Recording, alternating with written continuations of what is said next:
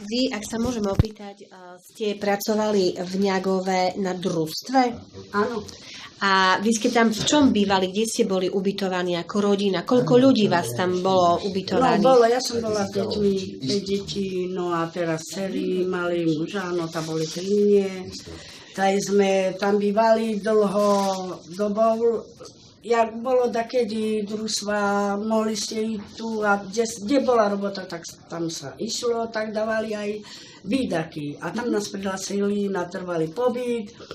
No a potom jak zrušilo sa družstvo a potom už nemali sme kde bývať, tam a tam po Riňo všade a tady robili sme si také chatrči, kde sme bývali pod mostom s deťmi a tam sme boli taký 12-13 rokov. A pani, že vy slušná žena ste, šumne oblečená. Chcem byť. Hej. No a potom, ako ste sa dostali tu do tejto budovy, v ktorej bol niekedy lesostav? Jak ste tu prišli? Kto vás tu pustil?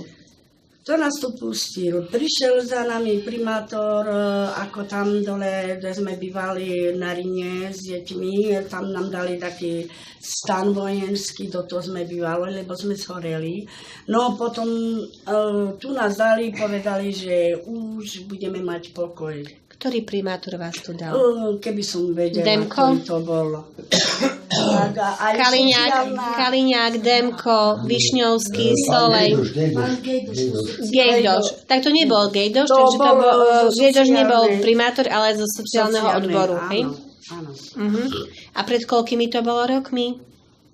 14-15 tak asi. A vy ste tu mali aj elektrínu a všetko, keď ste prišli? Áno. Mali sme elektrínu, je to pravda, ale deti urobili chybu. Ja som mala ešte do tamtého roku. No tá ja som doma nebola, šla som do Nemecka na návštevu. Zaci priebudilo do mňa, ako kabel si ťahnu. Takže on mal, lebo ja som svoje vypnula, aby mi ničili elektrínu, aby som neplatila viac, lebo som išla asi na 2 týždne. Tak prišla som domov, no ale to bolo večer, som nevedela za tú kábel a vypnuli aj mňa. Som zaplatila pokutu 400 eur vyše. No, takže povedali, že môžem si ju urobiť, že už mám právo na elektrínu. No ale nevieme, či tu budeme, nie sme si istí. Lebo stále nám hovoria, že nebudeme tu bývať. To je takto, dali by sme si do poriadku, hoci by jak, ale nedá sa, lebo nevieme, či tu budeme. Primátor stále hovorí, že on do toho nemá nič, je to pravda a Ňagov starosta sa nestará o nás. Dobre, že na nás bere peniaze, to je pravda, na toľko ľudí, lebo tam máme trvalý pobyt. Ale aby on nám pomohol dať, čo nie. Koľko ľudí má teda tam trvalý pobyt z týchto tu, ktorí žijú s vami v tejto lokalite na Zámočníckej? 30 ľudí? Asi tak. A to je 30 voličov a deti? S deťmi tak, no ako voličov. Voličov možno sme 12-14 voličov. Tak je to. No a teraz vám hrozí, že vás odtiaľto niekto vyhodí? Áno, povedali, že tu nebudeme. Kto vám to povedal? No aj prišli z Bratislavy, ten rumský, ten povedal, že jak to bude olehne. Povedal, že ako budeme na tom, tak neviem to dneska. A povedali, že tu nemôžeme byť, tu právo nemáme trvalý pobyt. Že tu sme len tak. Čiže tam, kde máte trvalý pobyt, to je v Ňagove, momentálne už tie budovy nestoja, pretože oni ich zbúrali. Zbúrali. Jak videli, že tam ideme naspäť. Tam sme išli do tej budovy, oni jak videli, prišli plno, poslanci, no a do bytky a tak, do nás, no a potom, jak sme išli preč, už vidíme, budova už tam nestojí. A vy ste sa osobne narodili kde? Vy? Ja som osobne narodená z Havaja. Čiže Havaj. Áno. A tam nemáte trvalý pobyt? Nie, trvalý pobyt veľmi máme Ňagové. Rozumiem tomu. No a napríklad teraz momentálne je vaša situácia aká? Čo vy teraz chcete od koho? Chcete od starostu Ňagova to, aby vám postavil nejaké domy? Alebo chcete od primátora Višňovského, aby toto tu bývanie zlegalizoval a mali ste trvalé bydlisko v Medziláborciach? Môžem povedať slovo? Počkajte chvíľočku, môžete. Nám to je jedno. Len aby sme mali trvalý pobyt. Či tu, lebo Ňagov, keby nás zobral, to je jedno. Len aby sme mali pokoj. Aby deti boli spokojní, lebo tým... Proste, že by vás takto zobrala sa stará. Ale najlepšie by bolo do Ňagova. Lebo keď mám túto občanku, je Ňagov 4, môžete si ju sfotiť, že tam píše Ňagov 4 a ja chcem, a ja o to budem bojovať, aby som býval tam, kde som prihlásený. Ja nebudem bývať v Medziláborciach, keď nie som v Medziláborciach. Ja chcem bývať tam, kde som prihlásený. Ja rozumiem, ale tam, kde máte napísané Ňagov 4, vy nevlastníte žiadnu nehnuteľnosť. Áno. Vy chcete bývať na adrese Ňagov 4, ale ona neexistuje na budova. Lebo tam bola vojna. Keď to poslanci tam zrobili vojnu, oni ten domček dnes zvalili na druhý deň, a my sme tam prišli. Na druhý deň ten domček zvalili. Ja vám rozumiem, len keby ste teraz išli niekam na úrad a keby ste hovorili, že chcete bývať na tejto adrese, alebo keby sa niekto pýtal, že kde tá adresa je, čo tam stojí, tak proste to je vzduch, je to prázdny pozemok. Že nie na tej adrese, aby sa môj starosta odo mňa postaral. Nech sa postaral odo mňa, aby som tam žil. Keď som tom Ňagove. Ale nerozumíte, vy nemáte kde tam žiť. Vy nemáte kde tam žiť, lebo chápete, oni keď zbúrali tú bytovku, tak vy teda nemáte kde žiť. Je adresa Ňagov 4, na ktorej nič nestojí. Áno. A preto sa pýtam, čo chcete. Či chcete byť ďalej mať trvalý pobyt v Ňagove, ako v obci, alebo trvalý pobyt Zámočnícka ulica Medziláborce, lebo ten Ňagov 4 už ako kde chcete bývať, keď to tam nič nie je. A pozemok, na ktorom stala budova, nevlastníte. Tá svekra povedala, to je jedno, kde budeme bývať, len na ich bývame niekde. Nemáme nejaký domček. Dobre, a vy ste mi chceli čo povedať? Napríklad, ja som pôvodne z Medziláboriec, hej.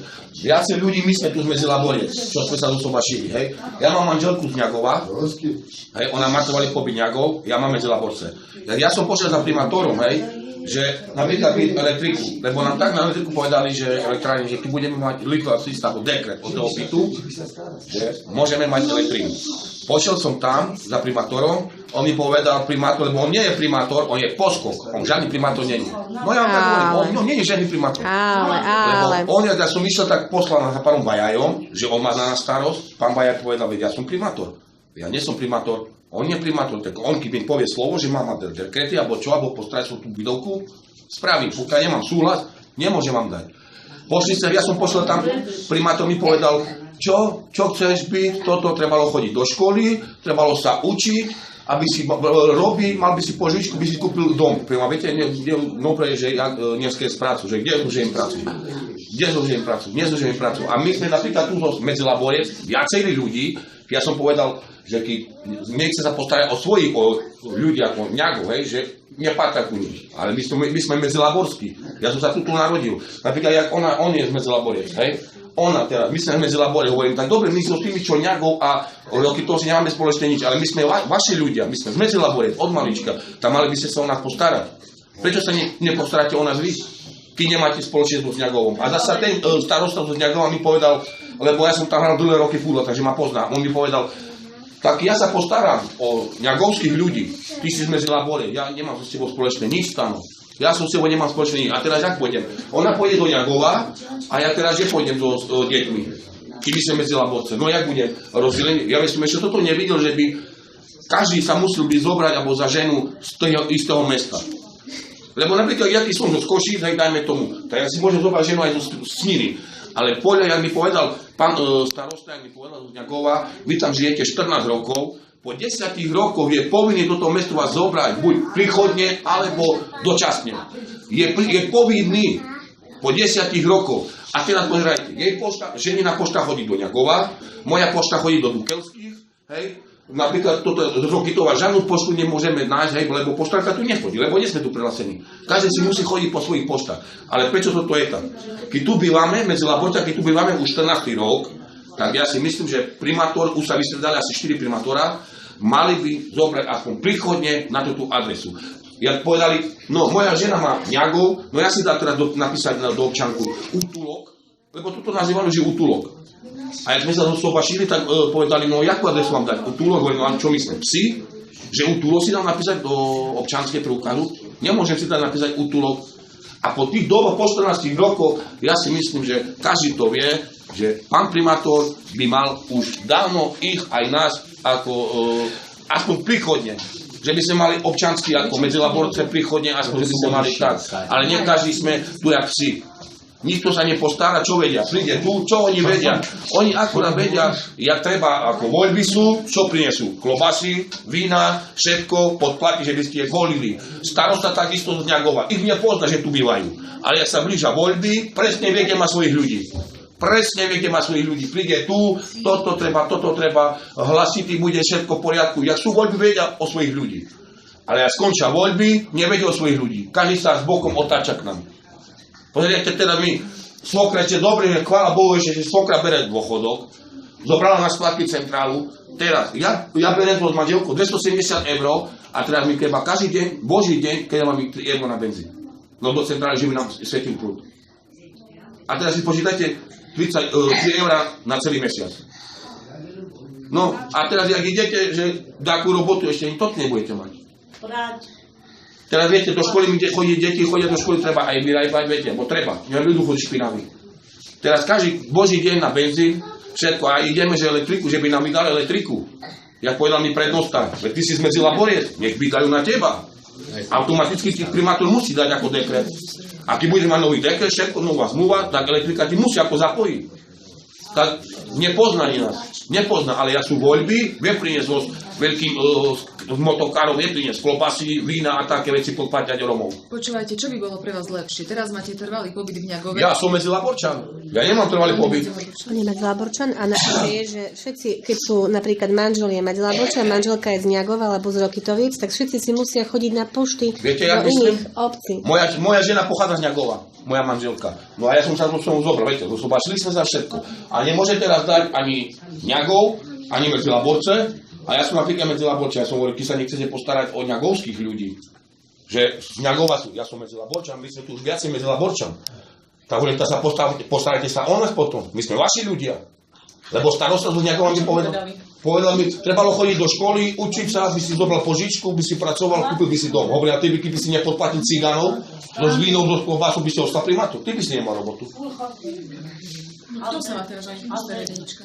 Viete, čo myslím? Lebo dajme tomu, lebo ja mi povedal starosta z Ňagova, hovorí mi, Stano, vieš čo, ja ti tak poviem, z Ňagova, keď prídu, dobre, ty si z medzilaborčan, o teba sa nech postará primátor.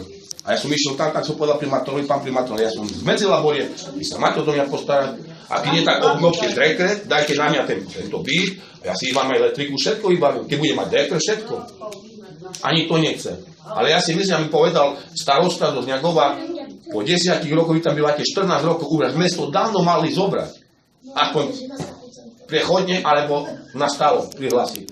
A vás po 14 rokoch nikto nezobral. Ale ty si medzilaborne.